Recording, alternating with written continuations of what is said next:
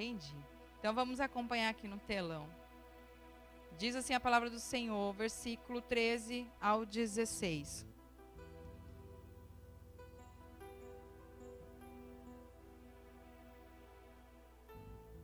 Moisés, porém,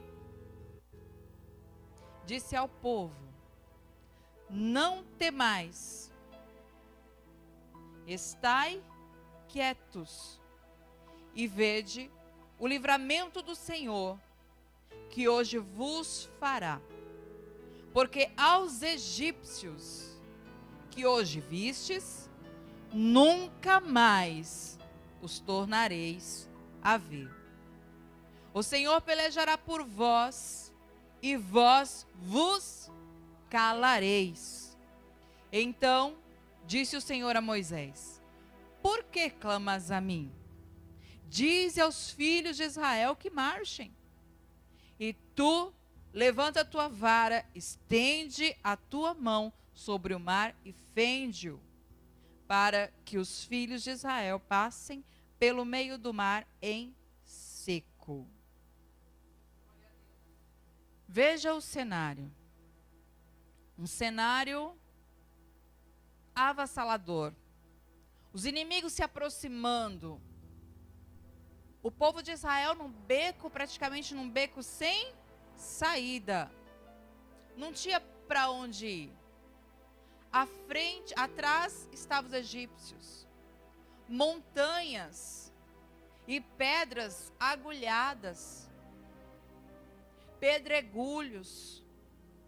À frente, o mar vermelho. E os inimigos se aproximando.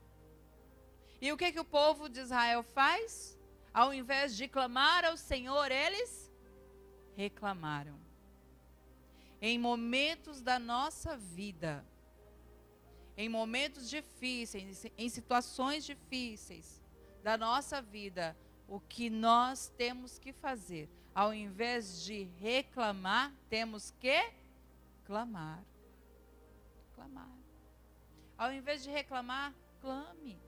Abra sua boca para clamar. Você já viu essa palavra? Já parou para pensar sobre essa palavra?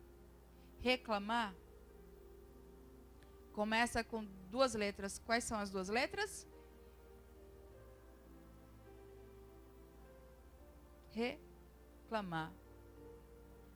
Esse re, se você separar, fica o quê? Se você separar, o re fica só. Tira o clamar. Risca o clamar. Fica. E quando você vai. O contrário de ir para frente é o quê? Então. Na marcha do carro tem o quê? Então. Quando você reclama, o que você faz? Ao invés de você ir para frente, você vai para trás. Ao invés de você ir adiante, você dá ré. Retrocesso. Retrocede, exatamente. Volta para trás. Volta a estaca zero. E foi justamente o que o povo de Israel fez. O que Deus espera de nós? Que nós venhamos clamar e não reclamar. Então, fala para a pessoa se pode, do seu lado, diga para ela assim, ao invés de reclamar, clame. Clame mais e reclame menos. De preferência, não reclame. Amém? Em nome do Senhor Jesus. Então, foi isso que aconteceu. Um momento crítico, um momento decisivo, um momento crucial, mas para dar ali um equilíbrio à situação, ou trazer um pouco de tranquilidade, Moisés, ele age com fé. Ele age à fé. E no versículo 3 vai dizer, Moisés disse ao povo. Moisés disse ao povo, está todo mundo reclamando. E agora porque saímos do Egito, agora vamos morrer aqui. E não sei o que, a culpa é tua, Moisés, e isso e aquilo. Porque sempre procuram acusar alguém, né? A gente sempre procura uma pessoa para um culpado. Não é verdade? Quando as coisas estão ruins, não, a culpa é de fulano. A culpa é de ciclano, a culpa é de Beltrano. A gente nunca olha no espelho para observar as nossas ações, o que a gente fez e assumir a nossa culpa. Mas muitas das vezes a culpa é toda nossa. Se algo não der certo, a culpa não é de ninguém, a culpa é minha. Então Moisés, ele fala: não temais. Não temais, estáis quietos, ficais calados, quietinhos, porque Deus, ele vai dar um livramento. O Senhor, ele vai fazer alguma coisa. Deus não vai permitir que a gente venha perecer aqui. Deus vai dar o livramento. E ele age a fé. Ele fala assim: olha para esse povo aí, para os egípcios. E olha pela última vez, porque vai ser a última vez que vocês vão vê-los. Tem momentos na nossa vida, irmãos, que às vezes a gente está num beco sem saída e a gente precisa usar a fé. A gente precisa praticar a fé. É declarar a certeza daquilo que não existe. É trazer do mundo espiritual para o físico. Por quê? Porque a palavra de Deus diz que a morte e a vida estão no poder da língua. E o que bem a utiliza come do seu fruto. Então, no momento desse, em uma situação difícil, que parece que não tem mais solução, não tem mais jeito, você declare. O que você tem declarado na sua vida, seja financeira, familiar, espiritual, conjugal, sentimental, no seu trabalho, o que você tem declarado? Tem pessoas que só declaram derrota. Só sabe declarar derrota. Não sabe chamar à existência o que não existe porque não crê. E quando a gente não crê, aí fica difícil as coisas acontecer. É ou não é verdade? E como fica difícil? Mas o Senhor disse: tudo é possível ao que crê. Tudo é possível ao que crê. Quem crê em Deus aqui? Quem crê no impossível do Senhor aqui? Então tudo é possível a você. Se você entrou com alguma impossibilidade por aquelas portas, Deus está dizendo através da sua palavra: tudo é possível se você crer. Então veja bem, Moisés, ele tenta apaziguar a situação. E depois de declarar para o povo algo, Deus vai fazer. Calma, não se desespere, fique em paz, não temais, Deus vai agir com providência. Aí ele vai orar a Deus. Aí ele vai falar: Senhor, oh Senhor, alguma coisa o Senhor precisa fazer, o povo está desesperado. Oh meu Deus, venha agir, o que vai ser de nós? Vamos morrer? Aí ele vai, muitas das vezes, nós não podemos demonstrar, você pode até ter medo, você pode até temer, mas você não pode demonstrar o teu temor a outras pessoas que de repente não proferem a mesma fé que a sua. Em momentos de incerteza, você tem que demonstrar a força, a fé. Se você trabalha em um ambiente onde as pessoas não proferem a mesma fé que a sua, Deus espera que você faça a diferença naquele lugar. Se você habita em uma casa onde pessoas não proferem a mesma fé e não creem no Deus que você crê, Deus espera que você demonstre a fé naquele lugar. Agora, quando as coisas difíceis acontecem na sua vida e você mostra pavor, demonstra incerteza e incredulidade, dúvida, aí o que vai acontecer? As pessoas vão também ser contaminadas pela incerteza, pela dúvida, pela incredulidade, que foi justamente o que aconteceu quando Josué, Caleb e os 10 espias foram espiar a terra de Jericó. Josué e Caleb voltou com um incentivo a mais, que foi a promessa de Deus, que eles guardaram em seu coração, enquanto os outros 10 vieram com um relatório de derrota, se achando totalmente pequenos diante dos habitantes que em Jericó habitavam, e diziam que eles eram aos seus próprios olhos e aos olhos dele como gafanhotos, que jamais eles poderiam entrar naquela terra, tomar posse daquelas terras em Canaã. jamais eles conseguiriam avançar, jamais eles conseguiriam derrotar seus inimigos. Isso a gente vê através da mentalidade, né? Enquanto um é otimista, o outro é pessimista. Eu pergunto, de que lado você está? Dos otimistas ou dos pessimistas? Louvado seja Deus. Então você crê que esse impossível que você está vivendo é possível para Deus? E não é, se é possível para Deus, é possível para você? Então se alegre no Senhor, regozije o teu coração e a tua alma, porque se é possível para Deus, é possível para você, em nome do Senhor Jesus. Então ele apazigua o povo, ora ao Senhor e o Senhor responde: por que clamas a mim, Moisés? Está clamando para mim por quê? Oxe, bota a tua fé em ação, estende o teu cajado sobre as águas, estende a tua mão, fala para o povo, ordena para o povo que marchem. E assim ele fez, ordenou ao povo que marchasse, e o povo marchou. E o que aconteceu? As águas se abriram, o mar se abriu, o povo passou aos pés enxutos, e grande foi o livramento que o Senhor deu ao seu povo. Glória a Deus. Queridos, para que venhamos também provar dos livramentos do Senhor, é necessário 3 condições. Quantas? 3 condições. O Senhor, Ele diz: veja o livramento que eu darei. Essa batalha, nessa peleja não tereis que pelejar. Eu pelejarei por vós. Mas para que essa peleja aconteça, para que o Senhor, Ele tome a tua causa, é necessário 3 condições.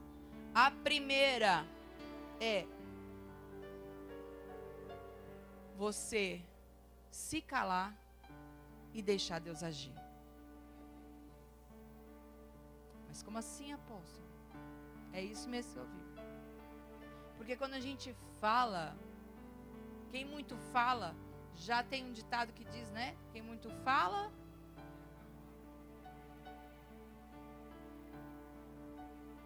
sério? Pois é. A Bíblia diz que quem fala ainda peca. Peca no falar, justamente por falar demais. E olha que coisa interessante, né? Deus pede para que venhamos nos calar, que é para que Ele venha agir.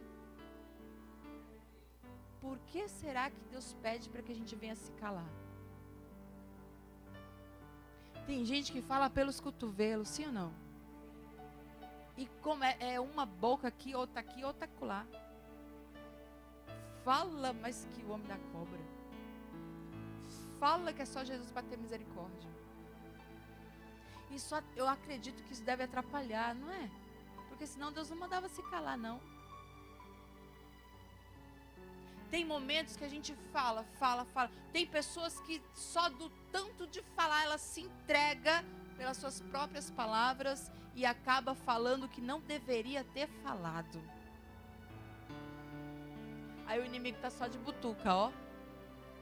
Só com o ouvido aguçado, só escutando. Só ouvindo. Deixa eu ouvir o que ela vai... Você sabia que antes de você contar algo para alguém, você tem que orar? Pedindo a Deus para que o Senhor venha tampar os ouvidos de Satanás? Mas é claro que quando você está falando com Deus em oração, ou com algum irmão também, de um grau espiritual mais alto, no sentido de um pastor, um obreiro, uma pessoa, um servo do Senhor, o diabo ele não ouve. Mas quando você está falando com algum amigo seu, alguém fora do teu convívio espiritual, você tem que orar para que Deus venha tapar os ouvidos de Satanás, para que ele não ouça. E a conversa que você tiver, seja com o teu amigo, seja com o teu colega, seja com qualquer pessoa fora do âmbito espiritual, no sentido da igreja, que os irmãos na fé, você está entendendo o que eu estou falando, né? Você tem que orar, fazer uma oração. Senhor, Tapa o ouvido do inimigo, porque eu vou falar agora. Que esteja somente o Senhor entre nós. Pois aonde houver 2 ou mais pessoas reunidas em seu nome, o Senhor estará no meio delas. Aí sim você pode falar. Temos que vigiar com o que falamos. Até mesmo porque, sem perceber, a gente acaba contando um projeto, um sonho, algo que a gente deseja fazer. E se não vigiar, o inimigo está lá de prontidão para atrapalhar. Aí a gente fala, por que algo não aconteceu? Porque falamos demais. Não vou dizer às vezes, é melhor, ou melhor a fazer, é falar menos e ouvir mais. Então, para que o Senhor, Ele peleje por mim e por você, é necessário falar, calar e deixar Deus agir. Êxodo, no versículo 14, capítulo 14, versículo 14. Moisés, ele diz, o Senhor lutará por vocês. Então, somente calem-se. Porque é onde há multidão de palavras, a reclamação, a murmuração, a contenda, a divisão. E isso atrapalha as bênçãos. Segundo, Deus, Ele pelejará por mim e por você quando confiarmos no Senhor e não temermos a fúria do inimigo. Quando Davi ia para a peleja, quando ele foi à frente desafiar Golias, ele foi temendo o inimigo ou ele foi confiando no Senhor? Confiando no Senhor. E quando você confia de todo o teu coração, Deus, Ele age e peleja por você. Deus, Ele peleja por você quando você deposita a sua total confiança nele. Que foi justo o que o Senhor fez. Fez com que aquela simples pedrinha que Davi pegou no ribeiro e atirou com sua funda, direcionando ao gigante, o Senhor, Ele colocou naquela pedra uma força como uma bala de canhão para derrubar aquele gigante por terra. Porque houve confiança da parte de Davi. Como está o grau da sua confiança para com o Senhor? 5, 10, 20, 50, 100%? Não sei. Mas se estiver abaixo de 10, meu irmão, não perca tempo. Aumenta essa confiança para 100%, porque Ele está contigo. E quando Deus está conosco, não tem para ninguém. É vencer ou vencer. Com Cristo é vencer ou vencer. Em nome do Senhor Jesus. Glória a Deus. Então diz mais. Deuteronômio, capítulo 1, versículo 29 e 30. O Senhor, Ele diz, então eu lhes disse, não fiquem apavorados, não tenha medo deles, o Senhor, o seu Deus, que está indo à frente de vocês, lutará por vocês, diante dos seus próprios olhos, como fez no Egito. Quando confiamos, Deus, Ele vai na frente. Quando entregamos a nossa confiança no Senhor, então podemos bradar bem alto. Se Deus é por nós, quem será contra nós? Nada, nem ninguém poderá te vencer. Terceiro, o Senhor, Ele peleja as nossas causas por mim e por você, quando você obedece ao Espírito Santo. Quando você obedece ao Senhor. Quando você é sensível à voz do Senhor. Então ele diz, não, filho, deixa. Fica quietinho. Deixa que eu vou pelejar, eu vou lutar a tua luta. Seja qual for, quando você está no centro da vontade de Deus, as suas lutas não são suas, elas são do Senhor. Agora, quando você não está no centro da vontade de Deus, aí é por tua conta. Aí o caminho fica estreito. Estreita mais ainda, né?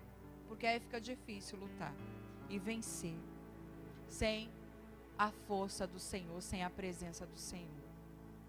Diga glória a Deus. Mas quando o Senhor está à frente, então não tem para ninguém. Glória a Deus. Quem recebe essa palavra, primeira coisa é nos calar, para que o Senhor venha agir na causa. Faça silêncio, fale somente o necessário, sabe? E quando falar, a palavra de Deus diz que devemos abrir a nossa boca para falar com prudência, e o que for edificante. A palavra de Deus diz que devemos abrir a nossa boca para falar a palavra propriamente dita. Quando Satanás ele foi no deserto para tentar ao Senhor, o Senhor ele respondeu a Satanás com o que, igreja? Com o seu próprio pensamento? Ou ele usou a palavra?